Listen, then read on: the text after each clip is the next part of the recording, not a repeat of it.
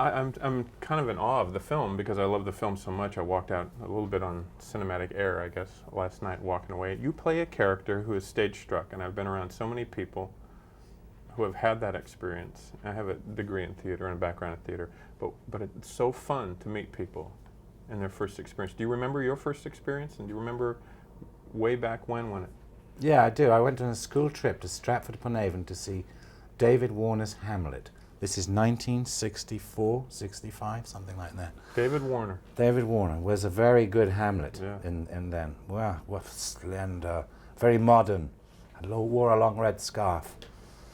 And he was just wonderful. But I went to the pub after, schoolboys, good to have a drink of beer in the pub. And there were 2 or 3 of the actors from the show, and you just thought, these people are gods, demigods. They were kind of the guys playing Bernardo, and yeah.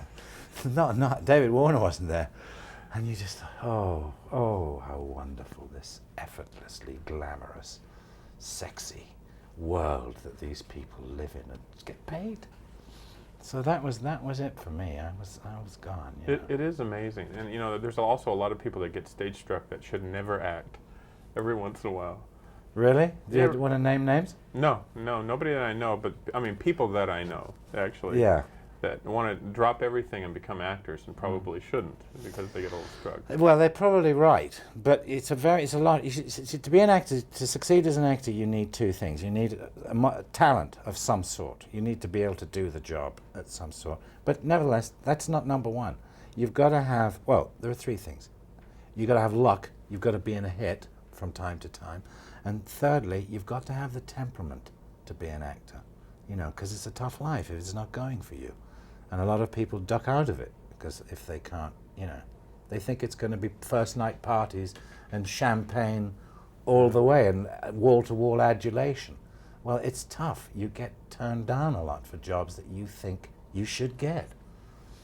I'm starting to harangue you now, aren't I? All the bitterness of my life is coming out. I understand, but I want to take it back to a real basic level with you. And if you take away any sense of income or publicity or notoriety about what you do, and it just gets down to the moment of doing it, what do you really love about acting?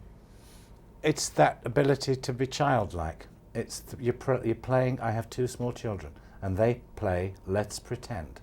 Let's pretend that you're the king, and I'm the prince, and that's and I still do that, and it's as simple as that. It's complicated and it's tough, but it's a way of it keeps you young. It does keep you young, but it's a game of pretend that you've never stopped playing. And that's it. Do you find that's not a bad thing? Do you find acting as fulfilling now as when you started? More. Why? I love it. I loved it to begin with, and I love it now more. I can't wait to go to work in the morning. I just love it. I just love doing it. And it's nice to be moderately successful as well. I could be still doing stuff at some repertory theatre in the north of England, but I'm not. I'm lucky enough to be here talking to you. And in another people great being film. nice to be. Last real quick question. I've been reading, or there's talk of doing a Broadway version of the Full Monty. So someone told me. Could you imagine doing that every night? Yeah, it'd become a bit boring after a bit, wouldn't it? Have they talked to you about that? No, absolutely not. I wouldn't do it, but it's a nice idea. I think it could. It's not the most outlandish idea I've ever heard. Or is it? It probably is. Yeah, what a terrible idea. Yeah, but I'd probably go. Nice to see you. That's you. Very proud of you.